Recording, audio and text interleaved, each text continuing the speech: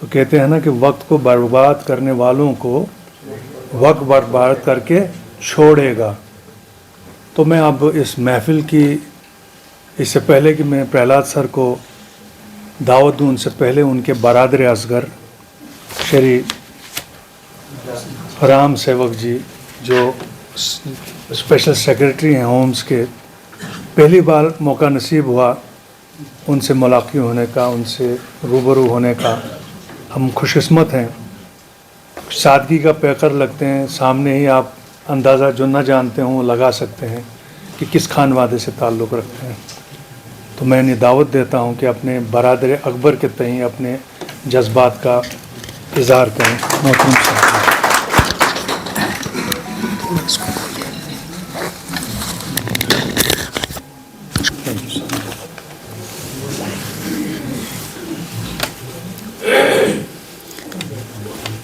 आज मेरे बड़े भाई साहब की रिटायरमेंट के इस शुभ अवसर पे मैं आप सबका हार्दिक अभिनंदन करता हूँ।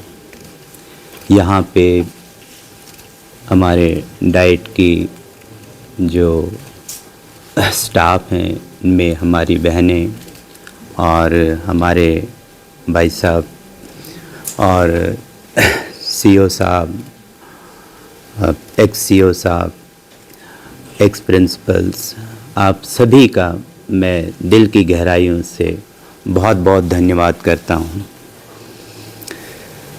बहुत कुछ कहा आप सभी ने। मुझे थोड़ा सा बचपन से ही याद आता है कि बहुत सारी जब बातें यहाँ पे शुरू हुई तो हमारे फादर साहब वो यहाँ तहसील में ही उन्होंने भी काम किया, एज ए पटवारी वो रहे।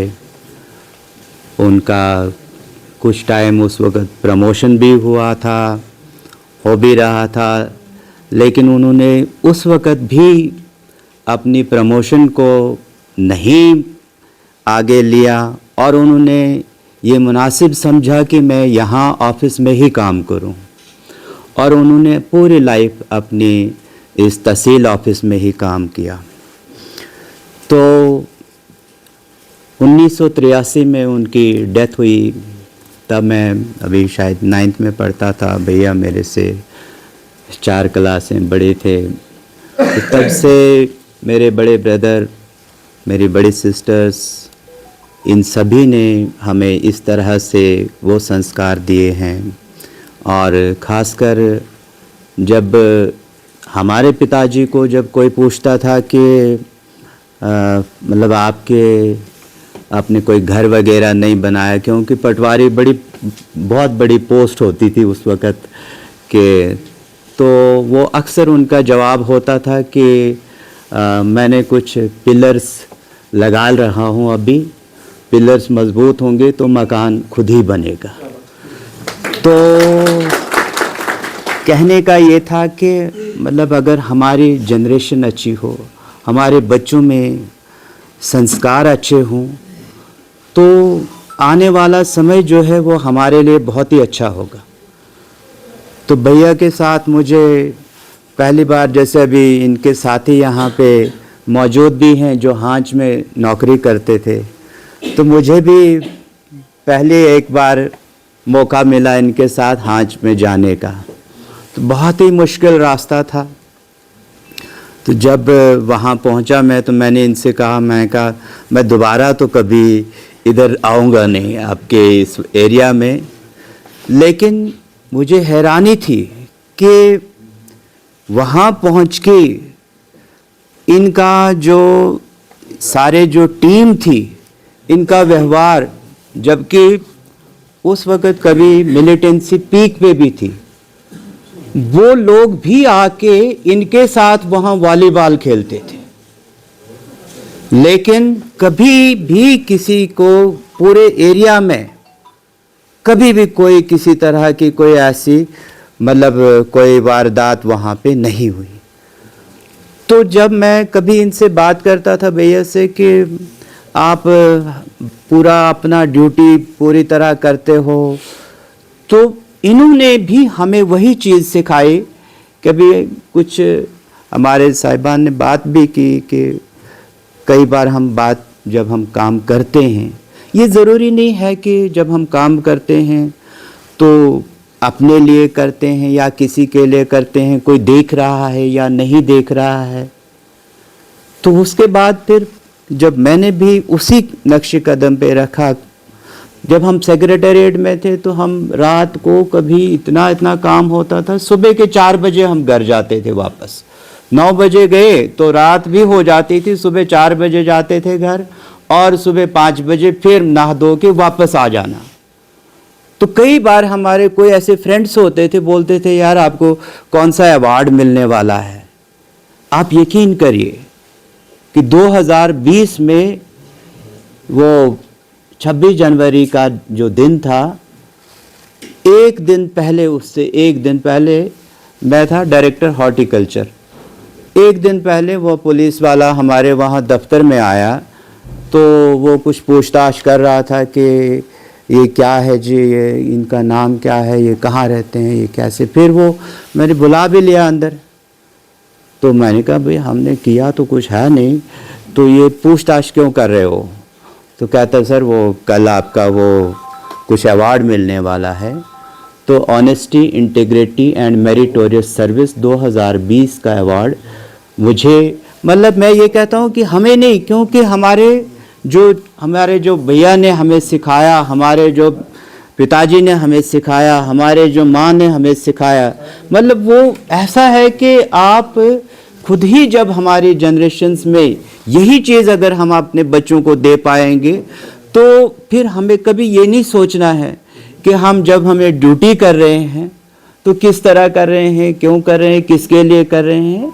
और जब अगर हम ये चीज़ लेके चलें, ये भावना अगर हमें हो, तो हम ज़रूरी है कि भाई जो हमारे बाद में आने वाले लोग हैं, जो, क्योंकि ये सिलसिला तो चलता ही रहता है। आज पहले कल कोई इस कुर्सी पे था, आज कोई इस कुर्सी पे है, कल कोई और होगा। जिस घर में हम रहते थे उस घर में आज कोई और रहता है, कल कोई और रहेगा। लेकिन कहते हैं कि हमें हमेशा अच्छे हिसाब से, पूरे जो ध्यानदारी से काम करना चाहिए। जहाँ रहें वहाँ एक अच्छा वातावरण तैयार करना चाहिए, ताकि जो आने वाला आदमी होगा वो ये कहे कि नहीं, मैं कहता हूँ कि मैं डायरेक्टर हॉर्टिकल्चर रहा, 4 साल रहा। पौधे लगने की बात होती थी तो कई बार बोलते थे कि 4 लाख 5 लाख पौधा साल में पूरे 10 जिलों में लगता था। 20, 21, 22 एक रिकॉर्ड है, हमने 80 लाख पौधे लगाए 10 जिलों में। तो मतलब इस तरह से कि नहीं। और फिर जैसे ये ऑफिस वगैरह ये बात है, जम्मू डिवीज़न की मैं छोटी सी एग्जांपल बताऊं, 800 कनाल की एक नर्सरी, नॉर्थ इंडिया की सबसे बड़ी नर्सरी है। वो मैंने 1 साल में उसको तैयार करवाया। और माननीय एलजी साहब वहाँ बॉर्डर से 500 मीटर की दूरी पर है। तो मेरी कभी कभी मैं सोचता हूँ कि मुझे कभी मौका नहीं मिला जो डायरेक्टली यहाँ किश्तवाड़ में नौकरी करने का बड़ा अरमान था हमें भी कि कभी मौका मिले कि वो यहाँ पे खासकर कुछ जो हैं परेशानियाँ यहाँ पे, जैसे 50 साल पहले भी मुझे याद आता है कि हम कभी जाते थे कुलीद से सरकोट में जाते थे पानी लाने के लिए। तो आज भी हम थोड़ा थोड़ा दिक्कत होती है, तो लेकिन हम जहाँ रहें, जिस पोस्ट पे रहें, वो चीज़ मैटर नहीं करती है। तो मैंने आपको बता रहा हूँ कि मतलब जब कभी भी मैं भैया को बोलता था कि नहीं आपने मतलब कोई देखे या नहीं, तो इनका भी यही होता था कि नहीं, हमने कभी किसी को देखते हुए नहीं, अपने उस हिसाब से कंटिन्यूअस एक वो करना है। और उसी को हमने कभी भी किसी देखो दुनिया में हमें बहुत से तरह के लोग मिलेंगे, नेगेटिव भी मिलेंगे, पॉजिटिव भी मिलेंगे। तो नेगेटिव चीज़ों को हमें छेड़ना नहीं है, जहाँ जहाँ हो सके तो पॉजिटिव चीज़ें हमें उठानी चाहिए। और वही हम भी सीखते हैं, और वही अगर हम अपने बच्चों को दे दें, आगे चलाएं, तो मुझे लगता है कि इससे बड़ी बात कोई हो नहीं सकती है। मैं फिर से आप सभी का दिल की गहराइयों से बहुत बहुत धन्यवाद करता हूं, और भैया को भी बहुत बहुत मुबारक आज, क्योंकि आप सभी ने जितना अप्रिशिएट किया, तो इसके लिए मैं आप सबका आभार व्यक्त करता हूं।